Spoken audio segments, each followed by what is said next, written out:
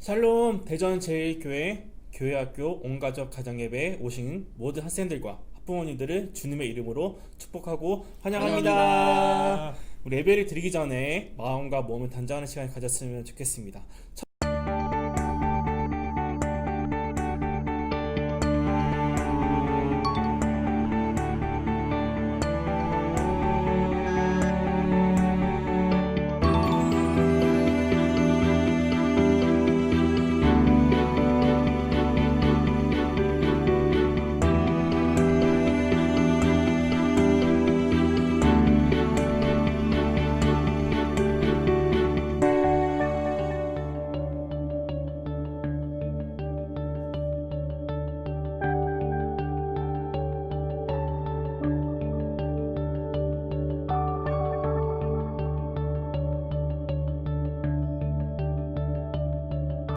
이 모든 것들을 마음과 몸을 단정하게 마쳤으면 우리가 본격적으로 예배에 들어가겠습니다. 먼저 우리와 함께 큰 소리로 하나님께 찬양을 올려드리겠습니다.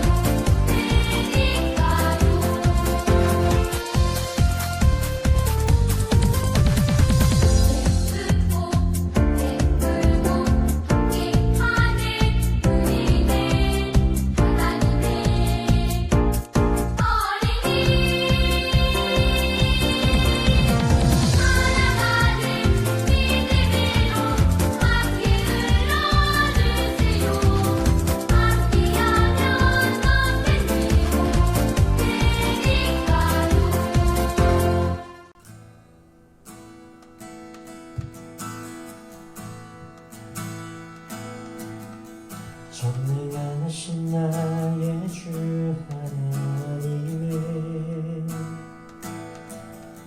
능치 못하실 일 전혀 없네.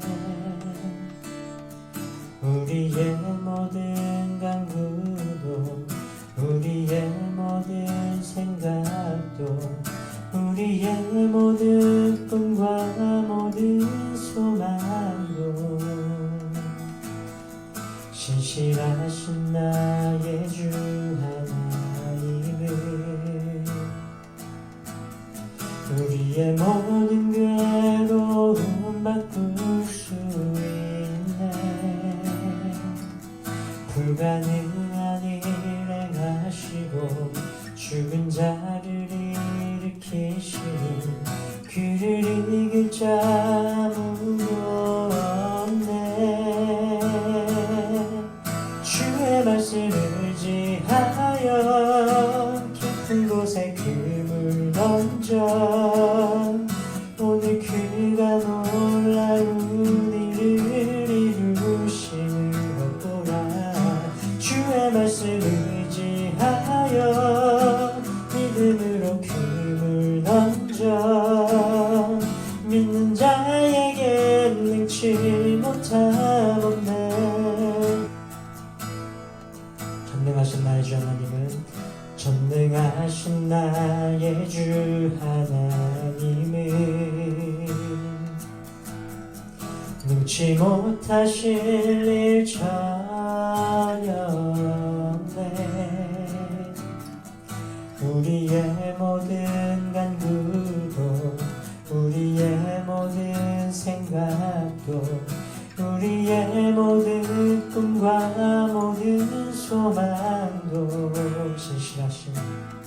신실하신 나의 주 하나님은 우리의 모든 괴로움 바꿀 수 있네.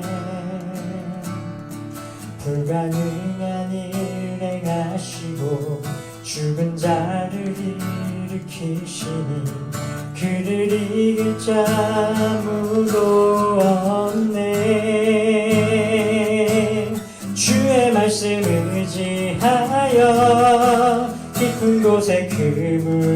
던져 오늘 그가 놀라운 일을 이루시는 것 보라.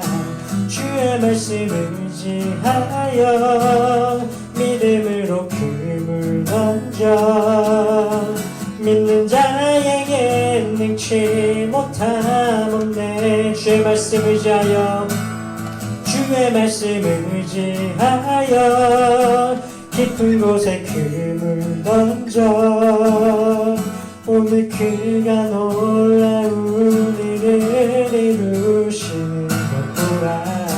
주의 말씀을 의지하여 믿음으로 그물 던져 믿는 자에게 능치 못함. 다시 한번 찬양하겠습니다. 주의 말씀 의지하여 주의 말씀 의지하여 깊은 곳에 그물 던져 오늘 그가 놀라운 일을 이루시는 것 보라.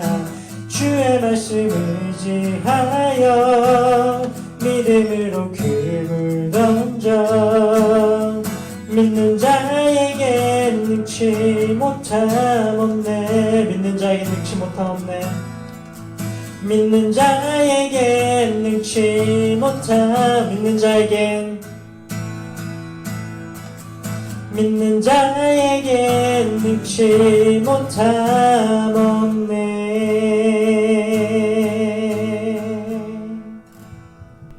오늘의 말씀은 에스겔서 37장 22절 말씀입니다. 다 같이 함께 읽도록 하겠습니다.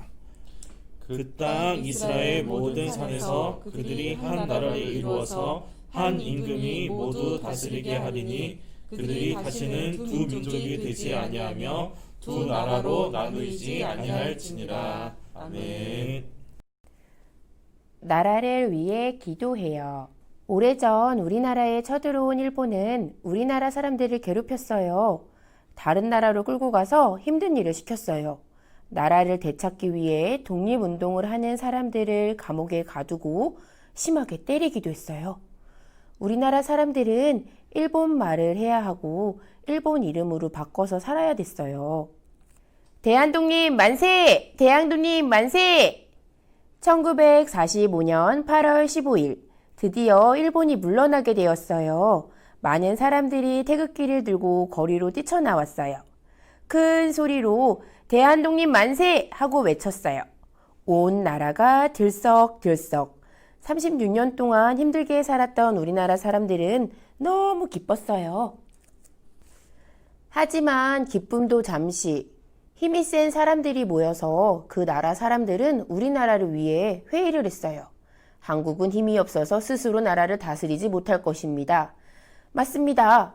그럼 미국과 소련이 한국을 맡아서 다스립시다. 우리나라가 힘이 생길 때까지 힘이 센 나라들이 우리나라를 대신 다스리기로 결정했던 거예요. 안 돼요. 나라가 갈라서는 것은 막아야 합니다. 나라를 지키기 위해 많은 사람들이 노력했지만 막을 수 없었어요. 결국 우리나라는 둘로 나뉘고 말았어요. 그리고 1950년 6월 25일 전쟁이 일어났어요. 많은 사람들이 죽고 다쳤어요. 많은 사람들이 가족과 헤어졌어요. 집과 건물이 다 부셔졌어요. 전쟁은 3년 동안이나 계속되었어요. 시간이 지나 전쟁은 멈췄지만 남쪽과 북쪽은 각각 다른 나라로 살아가게 되었어요. 남쪽 사람들은 북쪽으로 갈 수 없고 북쪽 사람들은 남쪽으로 갈 수 없었어요. 서로 만나고 싶어도 만날 수 없었어요. 가족들이 보고 싶어도 만날 수 없었어요. 북한에서는 교회를 세우거나 함께 하나님을 예배할 수 없어요. 할렐루야! 목소리를 높여 하나님을 찬양할 수도 없었어요. 하나님의 사랑을 전할 수 없었어요.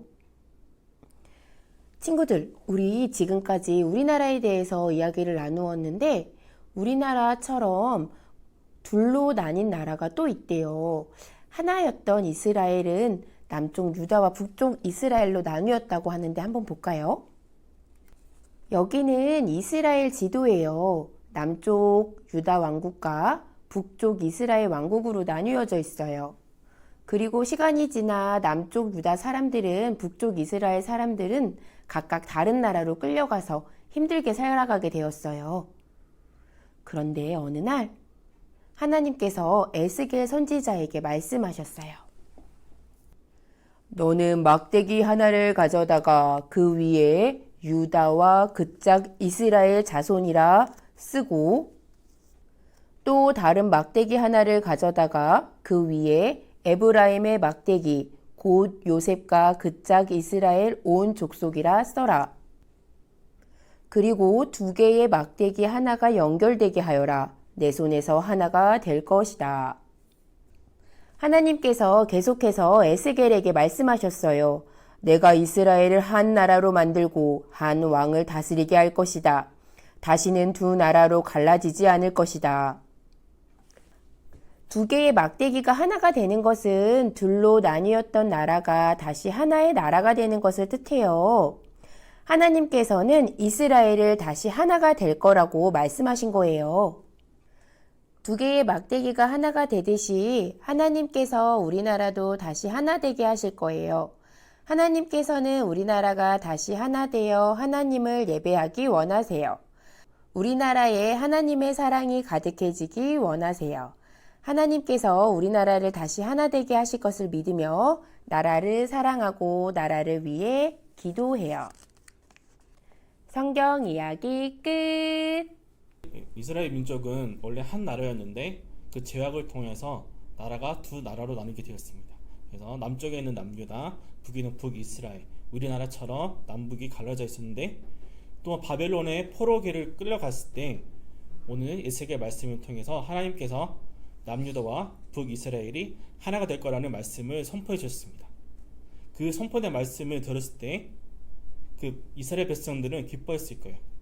그리고 우리 상황을 적용한다면 우리 남한과 북한이 나눠져 있는데 이 말씀이 우리에게 동일하게 남과 북한이 하나가 됐을 때 우리의 마음은 어땠을까? 우리 그걸 들었을 때 우리 기분은 어땠을까? 한번 알아봤으면 좋겠습니다.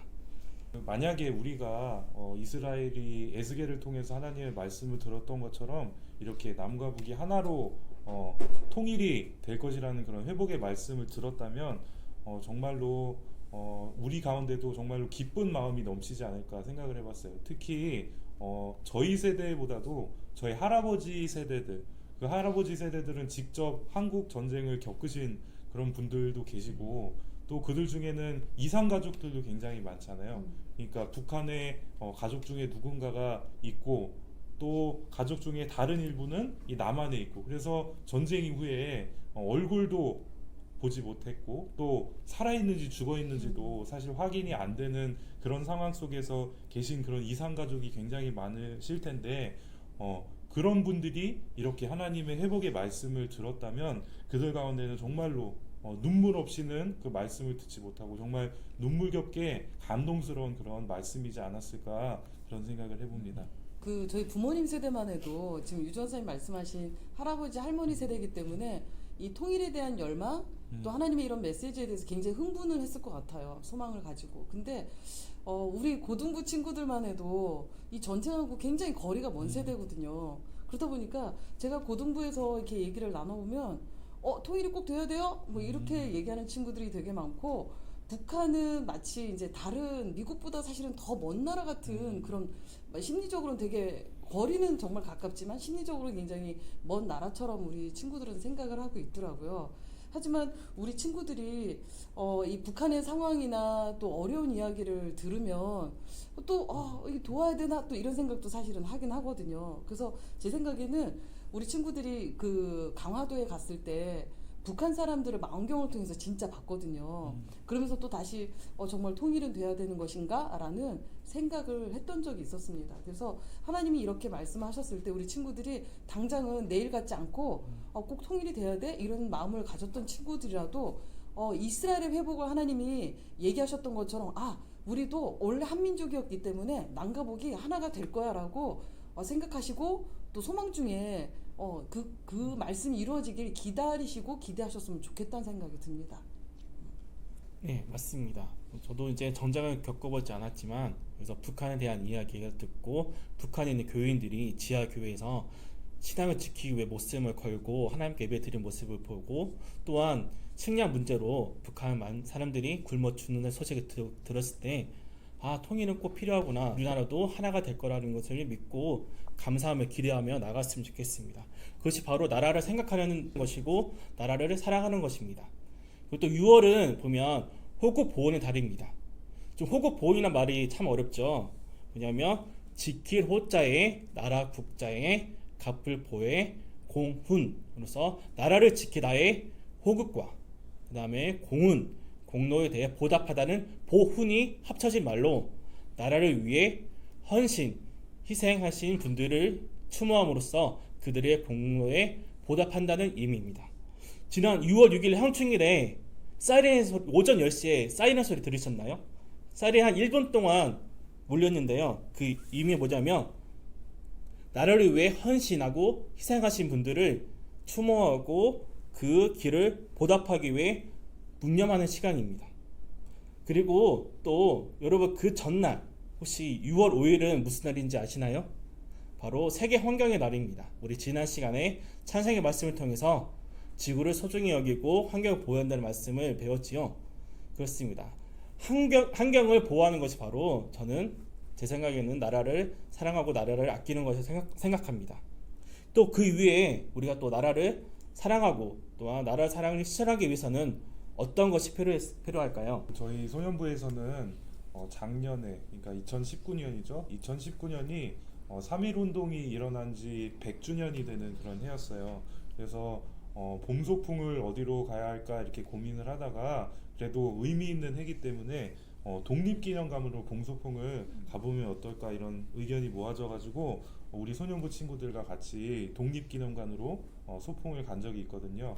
근데 이렇게 우리가 나라를 사랑하기 위해서는 먼저 우리나라의 역사에 대해서 또 우리나라가 갖고 있는 그런 아픈 전쟁에 대한 그런 기억들도 우리가 공부하고 아는 것이 정말 나라를 사랑하기 위한 정말 중요한 그런 첫발걸음이지 않을까 그런 생각을 해봅니다. 네, 우리가 이렇게 보면 역사를 정말 정확하게 이해하고 또 그 역사로 얻는 그 교훈들이 이제 필요하다는 생각이 들어요. 그게 이제 나라 사랑의 첫걸음이라는 생각도 드는데 제가 생각하는 거에는 우리 친구들이 구체적으로 실천할 수 있는 것 중에 하나가 언어를 긍정적인 언어 쓰는 것도 나라 사랑의 첫걸음인 것 같아요.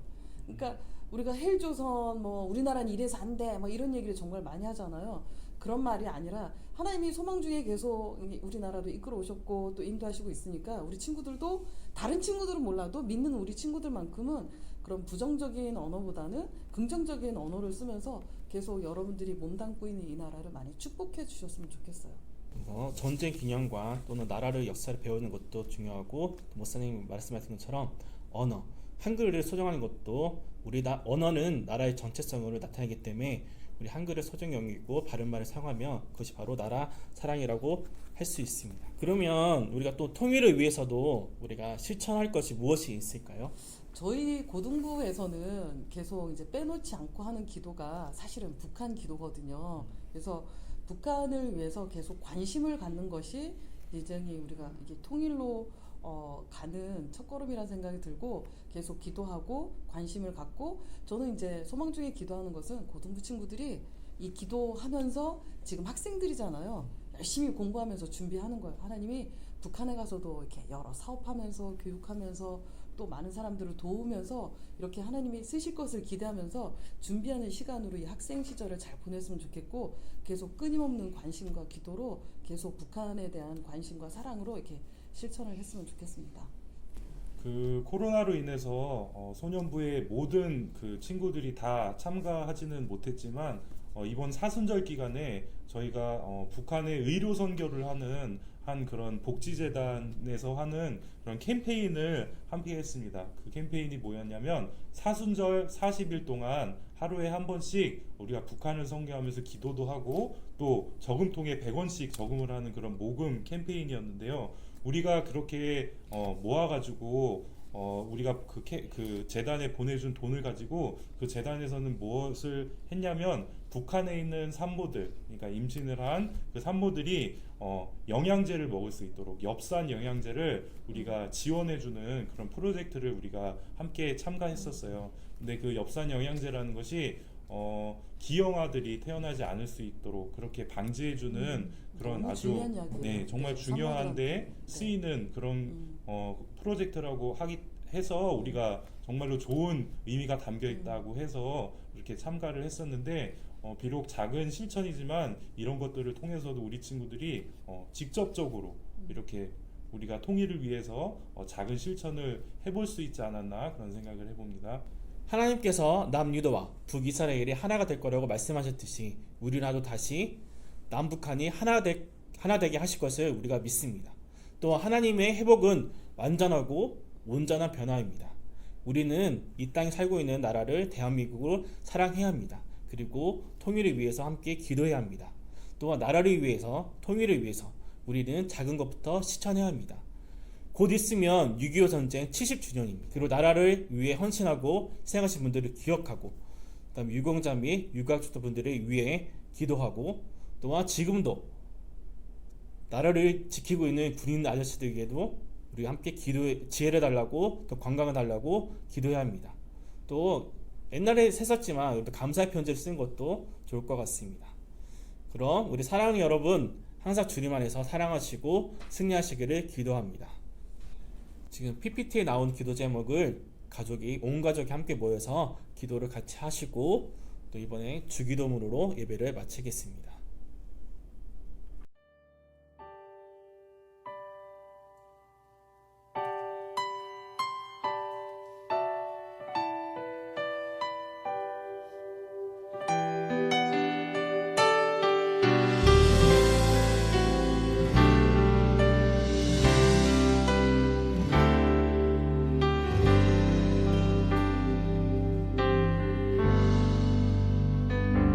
나의 백성이 다 겸비하여 내게 기도하며